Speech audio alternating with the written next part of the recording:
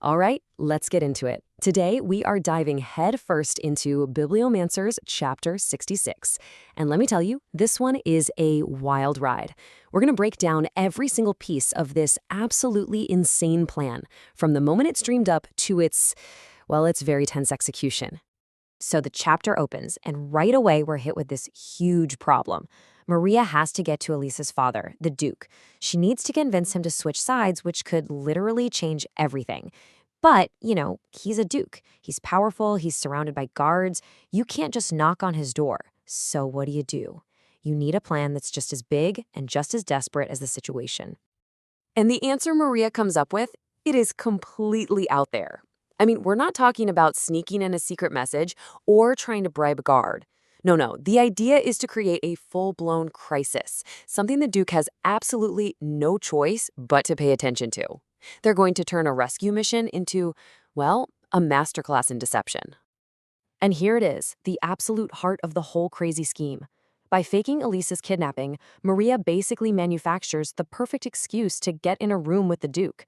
The ransom they're asking for, it's not gold, it's not land, it's just 5 minutes of his time. That's it. She is betting everything, absolutely everything, on the idea that if she can just talk to him face to face, she can change history. Okay, so let's really get into the nitty-gritty here. A plan this big, this audacious, it's got to be perfect. We're not talking about a simple snatch and grab. This is more like a Broadway play, a carefully choreographed performance, and you better believe Maria is the one directing the whole show. So look at this breakdown. What's so brilliant here is how Maria thinks about every single detail. The letter, it has to be sealed with Elisa's own seal and placed face down on her father's desk. Why? Because that screams urgency. And the cover story for leaving the estate? A trip to town for some thread. I mean, how mundane is that? It's the perfect excuse to keep security light and avoid any suspicion. And that point about light security, it's absolutely critical. Maria makes sure to ask, hey, for a small trip like this, it's just going to be a driver, right? No extra footman. And that's the key. The whole plan lives or dies on them only having to deal with one guy. That's the kind of thinking that takes us from a crazy idea to something that just might work. Okay, so the plan is locked in, now it's go time. Ronan and Maria wait for nightfall, and then, using a smoke spell to cover them, they slip out of the house. Their target? The carriage house. Phase 1 of this whole operation has officially begun. But, of course, it can't be that easy, can it? Almost right away, they hit a snag. A big one. They're about to cross the last bit of open ground, and the kitchen door swings open. Bam. They're completely out in the open. They have to dive back into the shadows just like that. The whole thing almost falls apart before it even really starts. So, what's the move? Maria, thinking fast, casts a hearing spell. And what she hears is, some pretty crude gossip between a couple of servants. The details are, let's just say, not for polite company. But that's not the point. The point is, they know who's there. And as soon as the guy, Harry, walks away, they know the coast is clear. That's their chance. That's the window they need to make it to the carriage house. Right, so they made it. They got past the kitchen staff and they've slipped into the carriage house. They're in. But you know how they say no plan survives contact with the enemy? Well, this is where their plan meets reality. And guess what? Reality has a little surprise waiting for them. It's 2 servants, not 1, but 2. It's Harry from the kitchen and some other guy. And this is a huge problem, a massive problem. The entire plan was built around the idea of 1 driver and an empty carriage. Now, that's totally out the window. They're stuck hiding in the corner while these 2 guys are getting the carriage ready right in front of them. But Ronan, you gotta love Ronan. He's thinking on his feet. He whispers a quick spell, and suddenly, Harry hears the other servant's voice calling him over to the stables for help. It is a perfect voice-throwing spell. Just a brilliant piece of improvisation that creates the tiny opening they desperately need. And with Harry gone, it's now or never. They have maybe a few seconds. They just bolt from their hiding spot, scramble into the back of the carriage, and yank this old, rough blanket over themselves. And they do it just as the other guy finishes with the horses. They're in. Unbelievable. Okay, so now it's all on Elisa. It's her turn to step up, and she plays her part perfectly.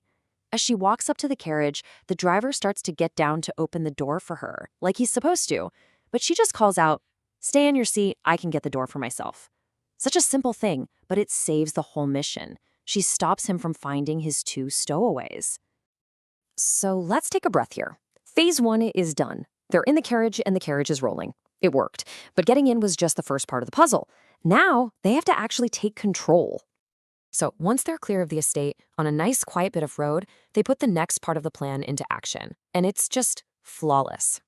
First, Elisa pretends to feel sick, which gets the driver to stop. The second he does, Maria is on her, knife to her throat, selling the whole kidnapping thing. Then Ronan jumps out and ties up the driver. See? The driver has to believe this is a real, violent abduction, not some inside job. And just when you think, okay, they've done it, what happens? Of course, another carriage rolls up. Just some random person seeing them stopped on the side of the road and pulling over to ask if they need help. The entire plan is seconds away from being blown wide open by a total stranger. Maria keeps the pressure on, whispering a threat, and Elisa, wow, Elisa just becomes this incredible actor. This is a real turning point for her character, you know? She goes from being a passenger to being in the driver's seat of her own story. She just calls out to the other driver, all calm and collected, says she just felt a bit faint, but she's fine now. And the guy buys it. He just says, all right, have a good day, and rides off. Can you believe it? Crisis averted. Whew. Okay, so with that close call behind them, the mission changes. It's not about the heist anymore. It's about the getaway. Getting away is one thing, but making sure nobody can follow you, that's a whole other challenge. And this part, this is where you can really see how smart their plan is. They tie up the driver, but not too tight. They leave him in a way where he can get free in about an hour. That gives them a head start, but also ensures he gets back to raise the alarm. Then, they grab some mud and just smear it all over the Duke's fancy crest on the carriage doors. Instantly, they're anonymous. And finally, they start laying a trail of breadcrumbs, but to all the wrong places. Yeah, this bit is just genius. When they get to the next village, Elisa doesn't just ask for the road to Pintadai, which is where they're actually going. No, she asks for directions to Pintadai and Penem and Harrowell and Pine Watch. So when the Duke's guards come through asking questions, what are the villagers going to say? Oh yeah, they asked how to get to 4 different towns. It completely confuses the trail. So after all that, after a super long and stressful day, they finally make it to Pintadai. It's late, it's dark, they've done it, they're home free, totally anonymous, ready to lay low. And then the innkeeper swings the door open, sees Maria, and just booms, "Hey, great to have the famous Slutty princess back." Well, so much for staying under the radar. And that is exactly where the chapter ends. I mean, think about it. The kidnapping itself, the escape, throwing everyone off their trail, it was a spectacular success. It really shows off their teamwork and how good they are at thinking on the fly. But you gotta remember, all of that was just the setup. The real question, the one that everything hinges on, is what's happening back at the estate. Did the Duke find that letter? And is he going to take the bait? That's what we're left hanging with.